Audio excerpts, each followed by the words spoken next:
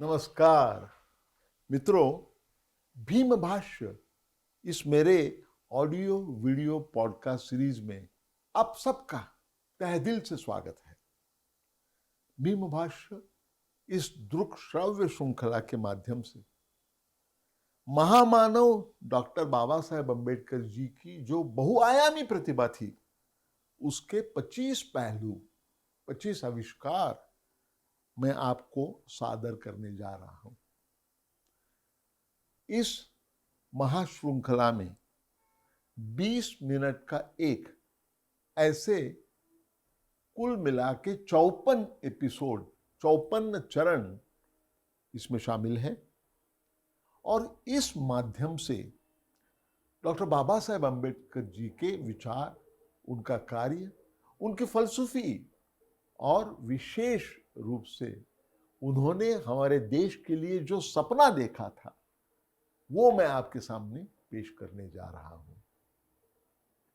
इसके पहले 14वें चरण में डॉक्टर अंबेडकर जी का वक्ता दशसहस्त्रेषु इस पहलू का पार्ट 1 पेश किया गया था, जिसका विषय था आत्मनिवेदन पर भाष्य। उसी पहलू को हम आगे बढ़ाते हैं, चलते हैं चरण 19 पर।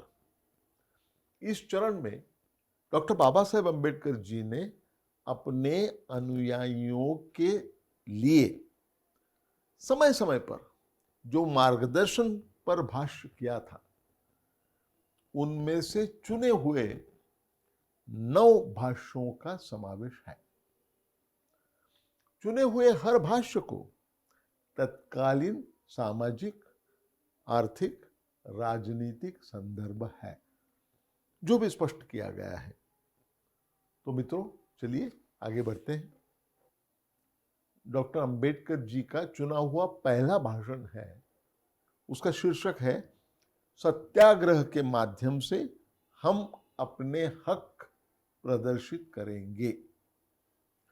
ये बिल्कुल शुरू में जब डॉक्टर बाबा साहेब अम्बेडकर जी ने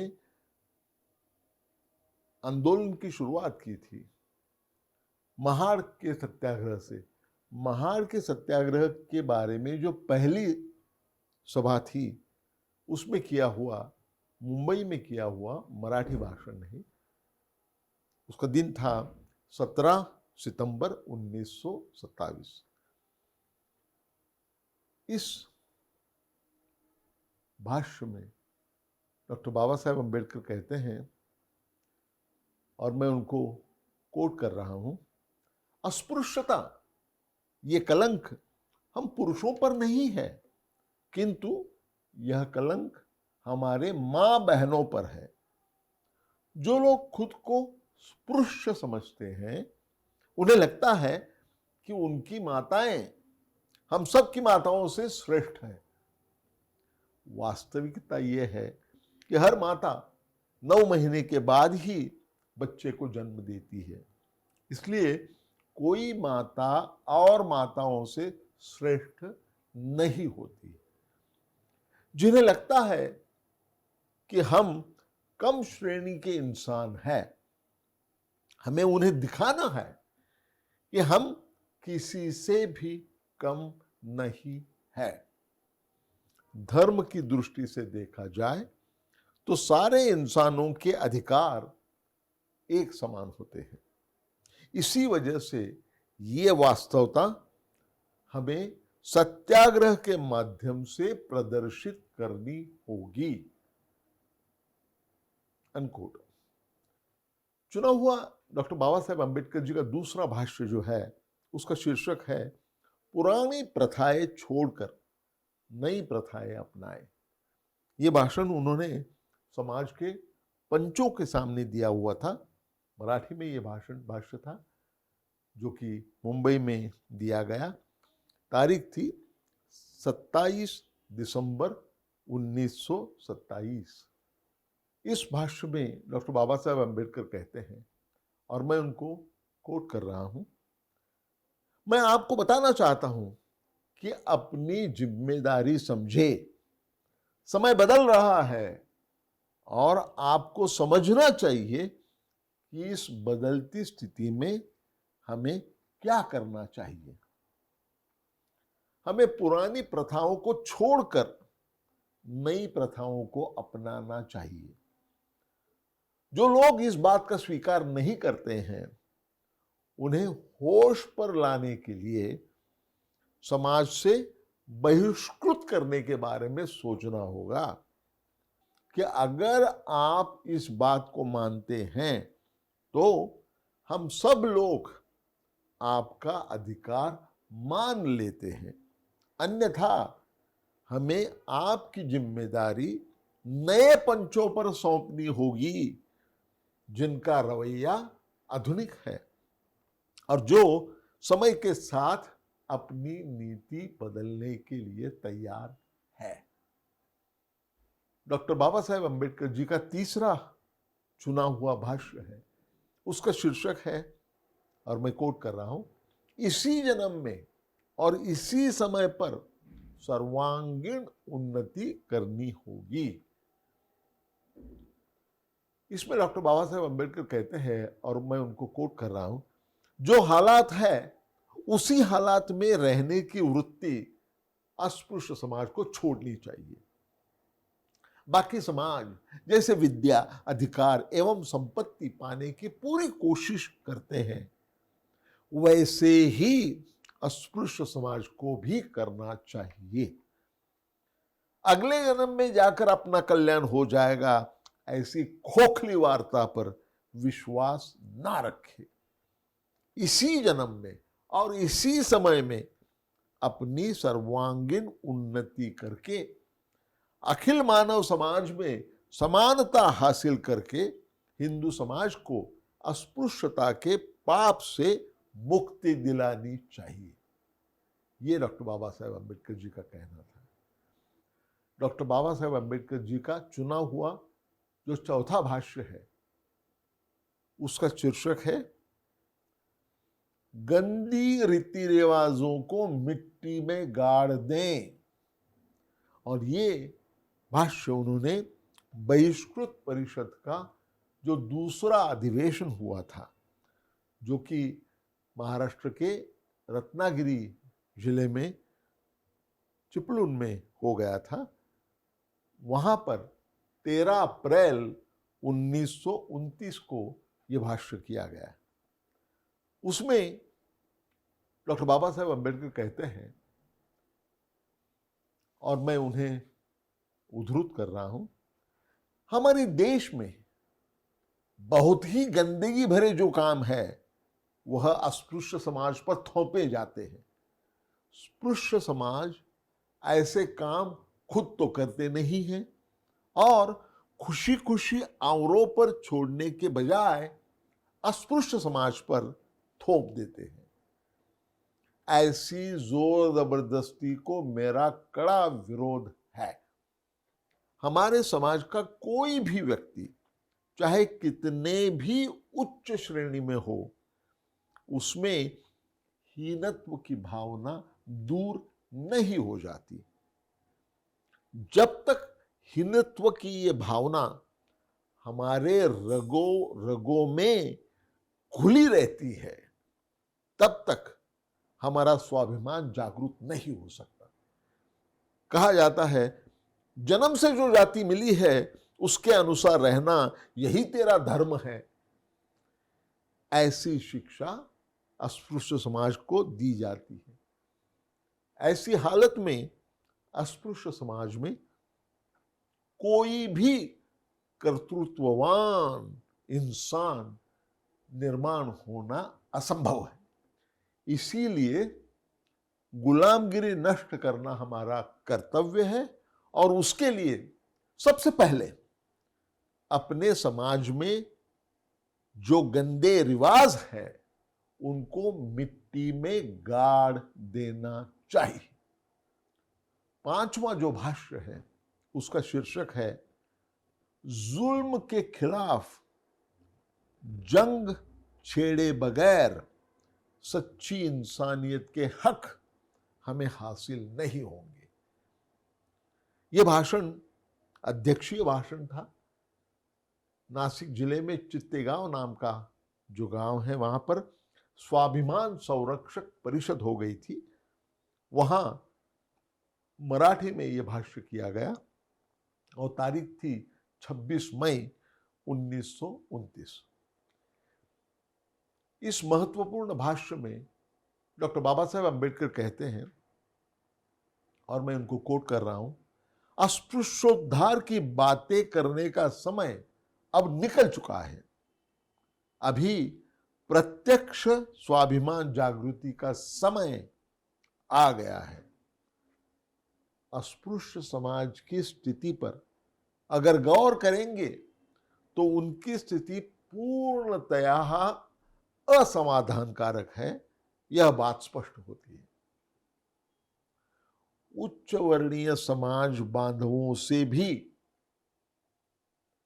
अच्छे गुण होने के बावजूद केवल अस्पृश्य समाज में समावेश होने की वजह से कुछ भी करना उनके लिए मुमकिन नहीं है। यह स्थिति तथाकथित उच्च वर्णीयों ने बनाई है, इसलिए हम स्वाभिमान पूर्वक कुछ भी कार्य नहीं कर सकते हैं। मंदिर, तालाब इत्यादि जगहों पर प्रवेश करना अस्पृश्य समाज को मना किया गया है। उन पर अत्याचार किए जाते हैं। ऐसी हीन स्थिति से मुक्त होने के लिए अस्पृश्य बंधुओं को चाहिए कि अपना स्वाभिमान जागृत करे। हमें मानवता के अधिकार के लिए लड़ना पड़ेगा। अंत में डॉक्टर बाबा साहेब अम्बेडकर कहते हैं, मैं उनको कोट कर रहा हूं, इसलिए बंधुओं अपना स्वाभिमान जागृत रखो। हम पर जो जुर्म हो रहे हैं उनके खिलाफ जंग छोड़ने बगैर हम सच्ची इंसानियत के हक कतई हासिल नहीं कर सकते हैं। छठा भाषण जो है उसका शीर्षक है, भ्रामक कल्पना की वजह से हमारा इहलोक में आयु बहुत कष्टप्राय हो गया है। यह भाषण मराठी में एक प्रकट सभा में, मुंबई में हुए प्रकट सभा में डॉक्टर बाबा साहेब अम्बेडकर जी ने दिया था। उसकी तारीख थी 9 अक्टूबर 1932, यानी कि पुणे करार के बाद में। इसमें डॉक्टर बाबा साहेब अम्बेडकर कहते हैं, और मैं उनको कोट कर रहा हूं, मरणोत्तर मोक्ष प्राप्ति के लिए तरसने की वृत्ति अथवा काल्पनिक स्वर्गीय नंदनवन की तरफ लगाई हुई नजर, यह आज की स्थिति में आत्मघात की है। भ्रामक कल्पना की वजह से हमारा इहलोक में आयुष्य बहुत ही कष्टप्राय हुआ है। अपने पराक्रम से पोषक अन्न हासिल करना, ज्ञानार्जन के साधन अपने अंकित करना तथा अन्य प्रकार से अपना जीवन क्रम सुखकर करना, ऐसे अपने आप में महत्वपूर्ण प्रश्नों के तरफ बहुजन समाज ने ध्यान नहीं देने की वजह से सारे देश की उन्नति स्थगित हो गई है। गले में तुलसी माला पहनने से, साहूकार की कैंची से आप मुक्त नहीं हो सकते। अगर आप राम नाम जपते हो, इसलिए घर के किराए में आपको छूट नहीं मिलने वाली है। आप पंढरी के नियमित वारकरी हो, इसलिए तुम्हारी तनख्वाह कोई बढ़ा के नहीं देता है। हमारे समाज का एक बड़ा हिस्सा ऐसी मूढ़ कल्पना में व्यस्त है, इसलिए कुछ मतलबी लोगों का फायदा होता है और वो आपको सर्वथैव उल्लू बनाकर अपना फायदा कर लेते हैं। आपको इसके आगे बहुत ही होशियारी से कदम उठाने होंगे। चुना हुआ जो 7वां भाष्य है उसका शीर्षक है, वंश परंपरा से चले आए काम छोड़कर शिक्षा हासिल कीजिए। यह भाषण मराठी में मुंबई में डॉक्टर अंबेडकर जी ने 28 अक्टूबर 1932 को दे दिया था। इस भाषण में डॉक्टर अंबेडकर कहते हैं, और मैं उनको उद्धृत कर रहा हूं, मैं सहभोजन तथा मंदिर प्रवेश के विरोध में नहीं हूं, परंतु इस प्रकार से हमें राजनीतिक हक मिलने वाले नहीं है। हमें गृहस्थी चलाने की आवश्यकता है, रोटी कपड़ा मकान हमें चाहिए। जैसे तथाकथित उच्च वर्ग के हिंदू लोग अपने बच्चों को शिक्षा देते हैं, उसी प्रकार से हमें भी अपने बच्चों को अच्छी शिक्षा देने की नितांत आवश्यकता है। हर प्रकार के सरकारी दफ्तर में नौकरी के लिए हमें जूझना होगा। अगर यह हम करते हैं तो ही हमारा कल्याण हो सकता है। मैंने चुना हुआ जो 8वां भाष्य है, उसका शीर्षक है, जो परिस्थिति से झगड़ते हैं वही आगे बढ़ते। यह मराठी भाषण डॉक्टर बाबा साहेब अम्बेडकर जी ने मुंबई में फरवरी 1933 में दे दिया था। यह बहुत महत्वपूर्ण भाषण है। इसमें डॉक्टर बाबा साहेब अम्बेडकर कहते हैं, और मैं उनको उद्धृत कर रहा हूं, अस्पृश्यता निवारण के लिए पिछले 2000 वर्षों में जो नहीं हुए थे उतने प्रयास आज हो रहे हैं।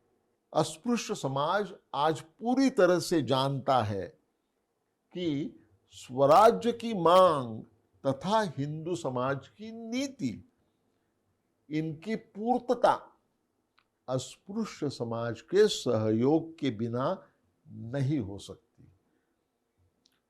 हिंदू समाज आपके लिए जो करना चाहता है वह दया बुद्धि नहीं है, वो मेहरबानी भी नहीं है, उसके पीछे अपने आप का हित समाया हुआ है।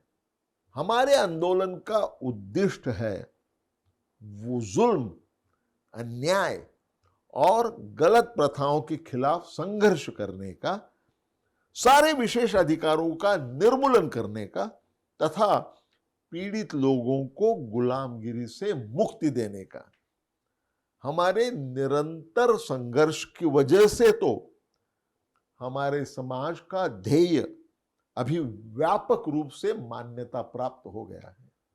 यह बहुत महत्वपूर्ण बात है। वो कहते हैं, मैं उनको कोट कर रहा हूं, मरे हुए गाय या बैल या भैंसों का मांस खाना छोड़ दीजिए। लोग मुझे पूछते हैं कि फिर हमको क्या खाना चाहिए। उसके जवाब में मैं आपको प्रतिप्रश्न करता हूं, कोई शीलवान महिला गरीबी की स्थिति में वैश्य व्यवसाय करेगी क्या? उसके पास स्वाभिमान होता है। दुनिया में स्वाभिमान से जीना सीखो। दुनिया में हमें कुछ तो भी करके दिखाना चाहिए, ऐसी महत्वाकांक्षा हर एक के पास होनी चाहिए। याद रखिए, जो परिस्थिति से जूझते हैं वही लोग आगे बढ़ते हैं। आप में से कुछ लोगों को यह गलतफहमी हो गई है कि वे आगे नहीं बढ़ सकते, लेकिन याद रखिए, निराशा का अंधकार दूर हो गया है, नवे युग की शुरुआत हो गई है। आपको अभी राजनीति में और विधिमंडल में शामिल आप हो सकते हैं, इसलिए कोई भी बात आपके लिए अभी अशक्य प्राय नहीं है। मैंने चुना हुआ 9वां और आखिरी भाष्य जो है उसका शीर्षक है, परमेश्वर या सुपरमैन पर निर्भर ना रहे। यह भाषण मराठी में भाषण था।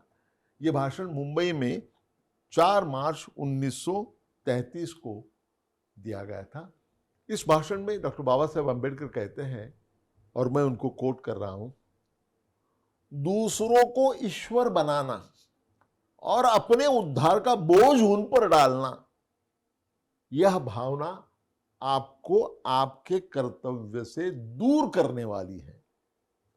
अगर इस भावना से आप जकड़ गए तो लकड़े के लट्ठे की तरह प्रवाह पतित हो जाएंगे और आपके व्यक्तित्व में बसी हुई जो शक्ति है वह पूरी तरह से निकम्मी हो जाएगी। आगे चलकर डॉक्टर बाबा साहेब अम्बेडकर कहते हैं, आज हमारा समाज दीन स्थिति में है। अगर इस स्थिति से बाहर आकर हमें अपना उद्धार करना है तो ऐसी सारी कल्पनाओं को दूर रखना चाहिए। आप सारे स्त्री पुरुषों को एक बात ध्यान में रखनी होगी कि आपका उद्धार करने के लिए दूसरा कोई भी आने वाला नहीं है और मैं भी करने वाला नहीं हूं। अगर आप निश्चय करोगे तो अपना उद्धार करने के लिए अपने आप ही समर्थ हो जाएंगे। डॉक्टर बाबा साहेब अम्बेडकर जी के अपने अनुयायी के प्रति उनके लिए जो भाष्य किया है उसमें से कुछ चुने हुए भाष्य मैंने यहाँ सारांश के रूप में या तो उसका जो केंद्र बिंदु है उसको बताने की कोशिश की है। ये सारे भाष्यों से ये प्रतीत होता है कि डॉक्टर बाबा साहेब अम्बेडकर अपने समाज में स्वाभिमान लाना चाहते थे, उनमें इच्छा शक्ति जागृत करना चाहते थे, उन्हें प्रगति के उन्नति के रास्ते पर चलना सिखा रहे थे, उन्हें राजनीतिक और सामाजिक उत्थापन के लिए क्या करना चाहिए ये उनको बता रहे थे। ये सारे भाष्य जो डॉक्टर बाबा साहेब अम्बेडकर जी ने अपने अनुयायियों के लिए जो शुरू के कालखंड में दिए हुए हैं ये बहुत महत्वपूर्ण है और उन पर गौर करना चाहिए। मित्रों, मेरी बात को मैं यही विराम देता हूं, लेकिन जाने के पहले आपसे कहना चाहता हूं कि अगर ये ऑडियो वीडियो पॉडकास्ट सीरीज आपको पसंद आती है तो आप इसे लाइक कीजिए, इसे शेयर कीजिए और इसे सब्सक्राइब कीजिए। फिर मिलेंगे जल्द ही। धन्यवाद। नमस्कार।